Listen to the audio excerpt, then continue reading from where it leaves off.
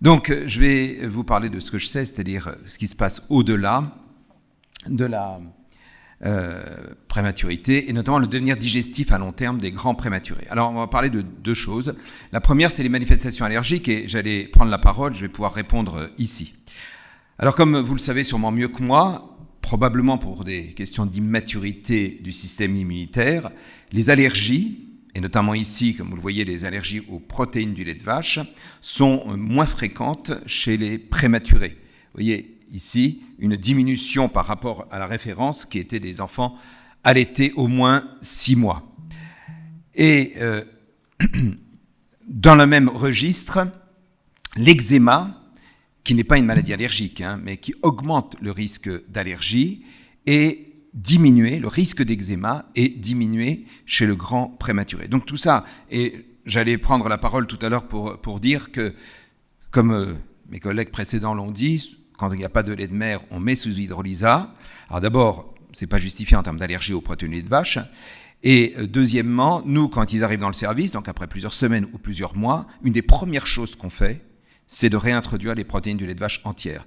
Même s'il n'y a pas de preuve, on peut penser que des hydrolysats prolongés, de manière inutile, pourraient augmenter, à plus ou moins long terme, le risque d'allergie aux protéines du lait de vache. Donc je vais dans le sens de mes collègues. Je pense qu'il faut très rapidement, dans vos services de néonat, introduire les protéines du lait de vache, voire ne pas mettre d'hydrolysa quand le lait de femme n'est pas disponible.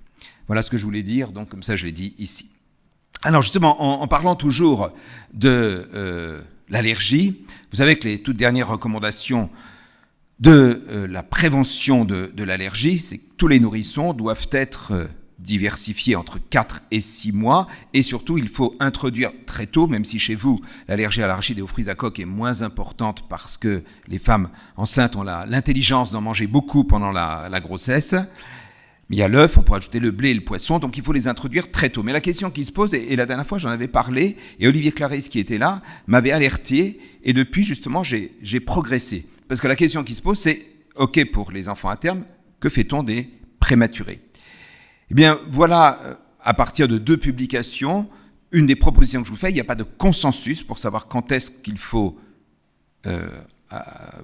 diversifier les anciens prématurés, mais je vous propose ça. Donc, entre 4 et 8 mois d'âge chronologique, en attendant au moins 3 mois d'âge corrigé pour la maturation neurologique, parce qu'il faut quand même, la diversification, il faut qu'ils sachent déglutir des morceaux. Mais bien sûr, on va tenir compte d'éventuels troubles neurologiques, quand ils ont des gros troubles de l'oralité, notamment des troubles neurologiques sévères, ça peut être retardé. Et surtout, c'est entre 4 et 8 mois, donc les grands prématurés, ça se rapprochera plutôt de 8 mois, parce qu'il faut attendre au moins 3 mois d'âge corrigé. Mais par contre, les petits prématurés, sûrement au-delà de 32 semaines, eh bien ceux-là, ils doivent être diversifiés au même titre que les autres, entre 4 et 6 mois. Et les aliments à fort potentiel allergénique, quelle que soit la prématurité, devraient être introduits le plus tôt possible, c'est-à-dire à moins de 6 mois d'âge chronologique. Et donc je remercie Olivier Clarisse qui m'avait alerté sur ce point, disant qu'il n'était pas d'accord avec ce que j'avais dit à l'époque, et depuis j'ai corrigé. Je ne sais pas ce qu'en pensent mes collègues néonatologistes ici présents. Ça, c'était donc la première partie. Ensuite, on va parler, ça va être la plus grosse partie, c'est ce qu'on voit nous, après l'entérocolite, on vient d'en parler, c'est le grêle-court. Alors, je ne vais pas reprendre ça, mais c'était juste pour introduire. Vous savez très bien que c'est une complication grave et fréquente de la prématurité.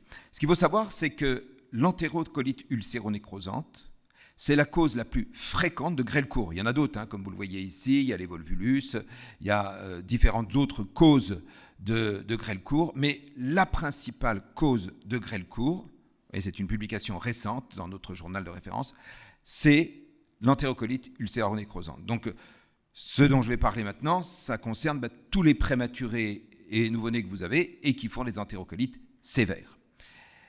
Alors, quand est-ce qu'on parle de syndrome de grêle-court? Il faut bien sûr une chirurgie. Donc, Jean-Charles nous a dit qu'on pouvait faire soit un drainage, soit une chirurgie avec éventuellement une résection. Voilà les longueurs. Donc, entre 27 et 29 semaines, le grêle fait 1 mètre.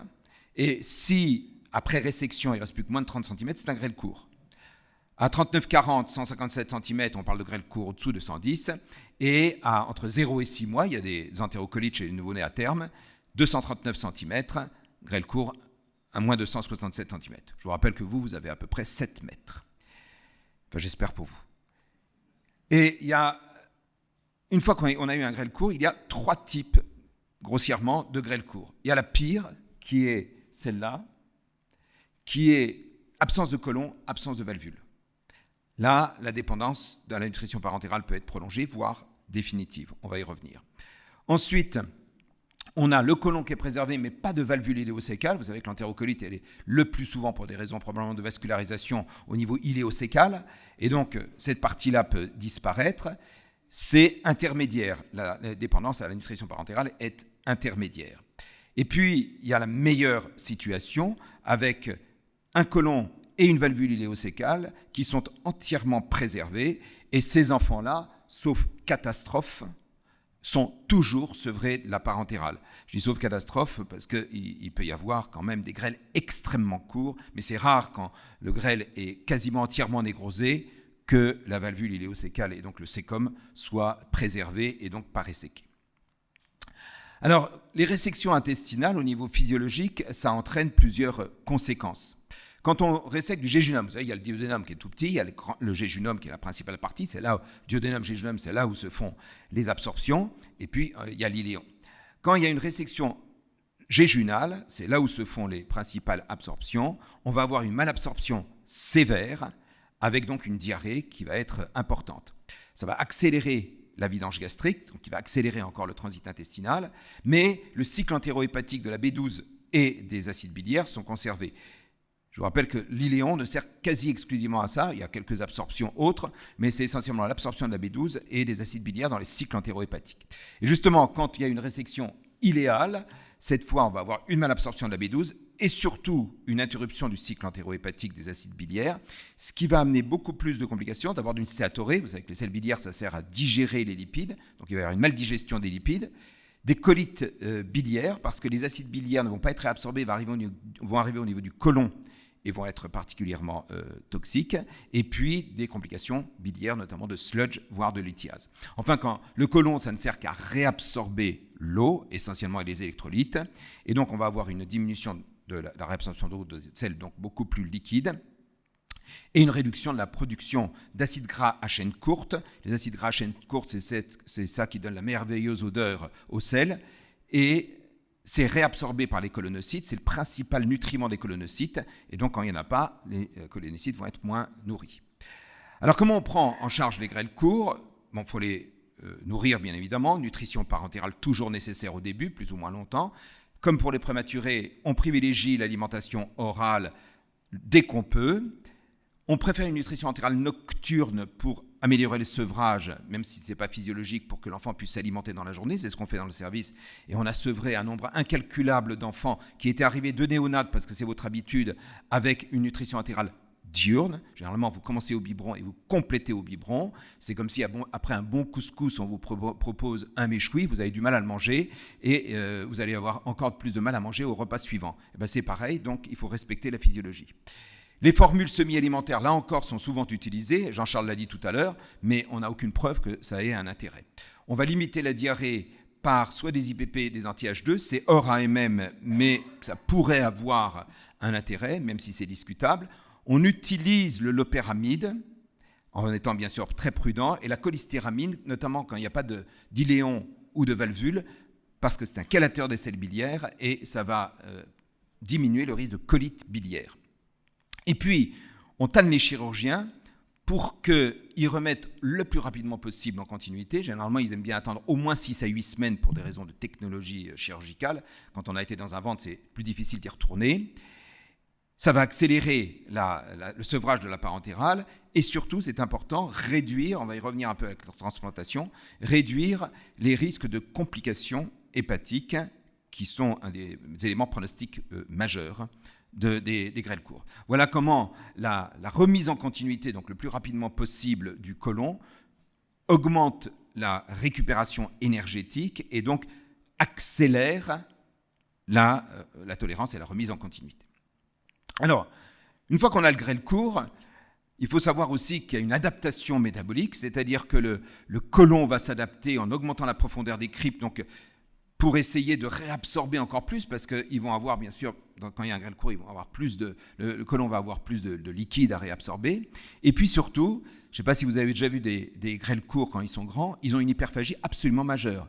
Vous avez des enfants de 10 ans qui sont capables de manger 3000 calories par jour, 4000 calories par jour, avec des selles extrêmement nombreuses. Donc vous voyez, la physiologie est très bien faite, puisqu'elle permet de s'adapter. Alors, une fois qu'on a le grêle court, qu'est-ce qu'on peut faire pour améliorer et accélérer le sevrage de la part entérale?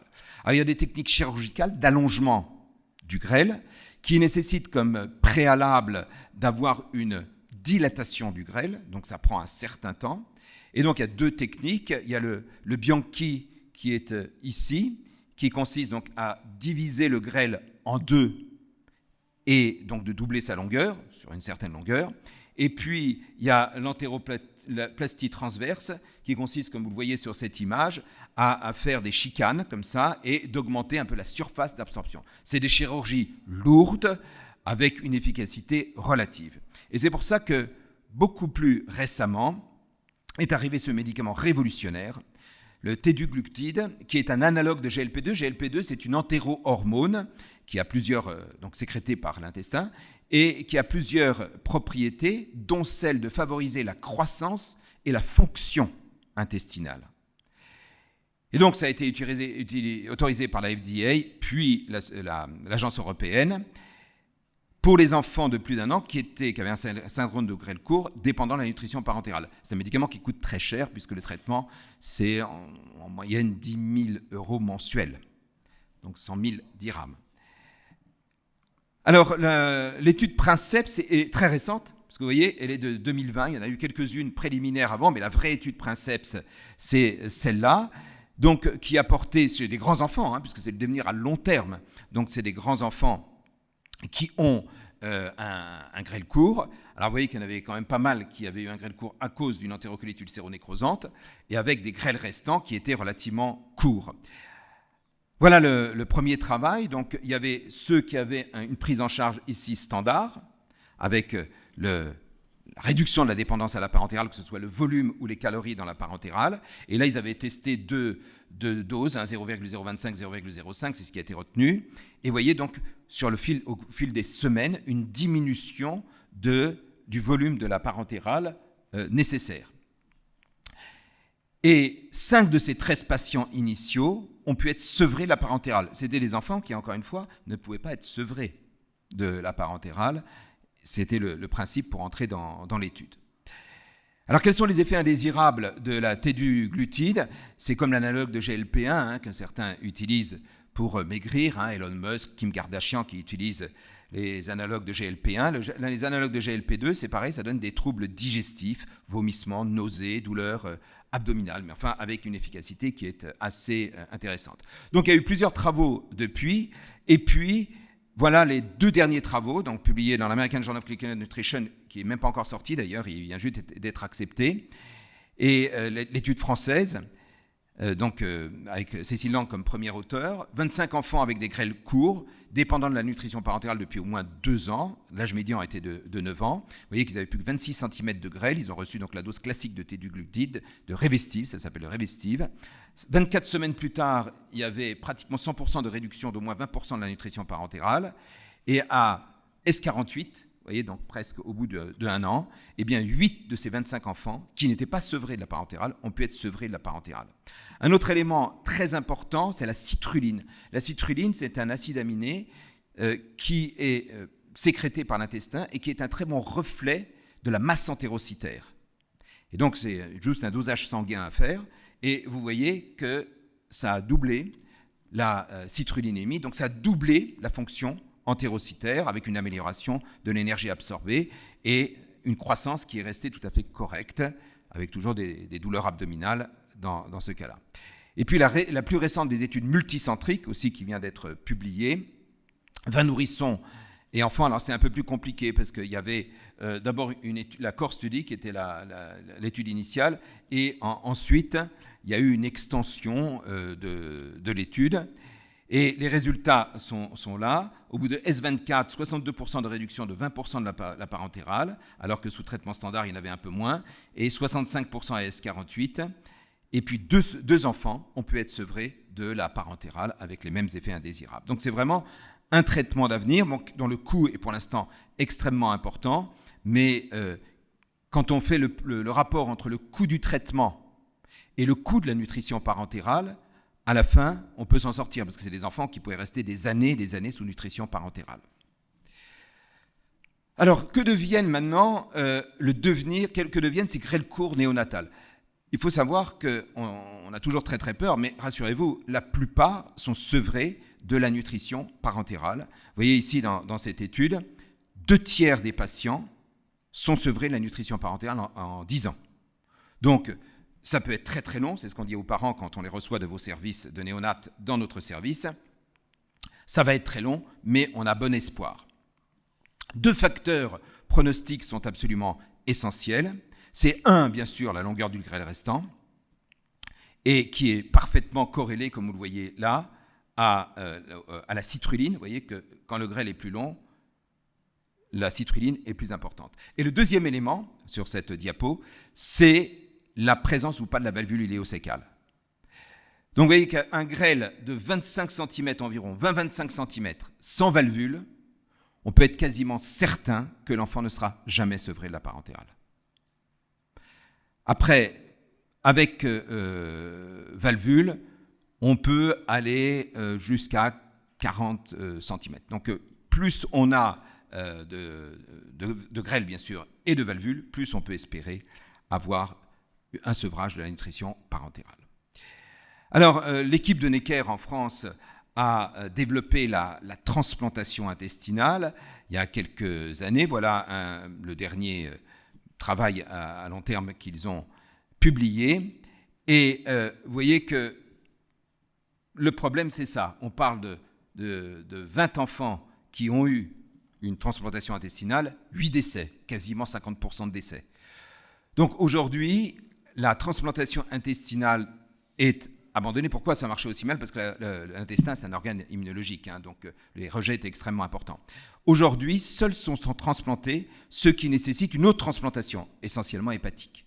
Donc quand le foie est détruit, notamment par la nutrition parentale au long cours, eh bien, l'enfant a une greffe, pas toujours, mais peut avoir une greffe foie-intestin.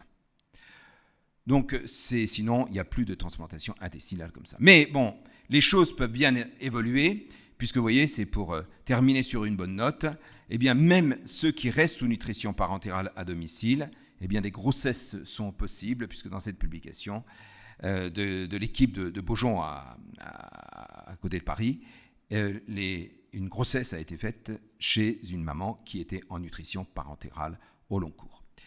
Donc, en conclusion, en résumé, pour la grande prématurée et le risque allergique est diminué, la diversification doit se faire entre 4 et 8 mois le plus tôt possible. Et puis je répète ce que je n'ai pas mis là, puisqu'on en a parlé, introduisez le plus rapidement possible les protéines du lait de vache entières, y compris très rapidement dans vos services de néonates. Et la grande prématurité et le grêle court, donc une complication majeure des entérocolites, l'importance du grêle restant et de la valvule iléosécale au moment de la résection sont des éléments très très importants. Et ce qui va probablement révolutionner, et franchement pour avoir vu dans le service, ça change beaucoup, c'est les analogues de GLP-2 qui vont permettre donc un sevrage de la nutrition parentérale, et la majorité de ces enfants qui ont une entérocalite grave, qui ont eu des résections intestinales importantes, seront quand même sevrés à long terme, et peut-être qu'avec les années qui viennent, ils seront peut-être tous sevrés. Mais néanmoins, on en a quand même quelques-uns qui restent en nutrition parentérale au long cours, notamment ceux qui ont des grêles extrêmement courts, sans côlon et sans valvule. Ceux-là, il n'y a pas encore de miracle. Je vous remercie.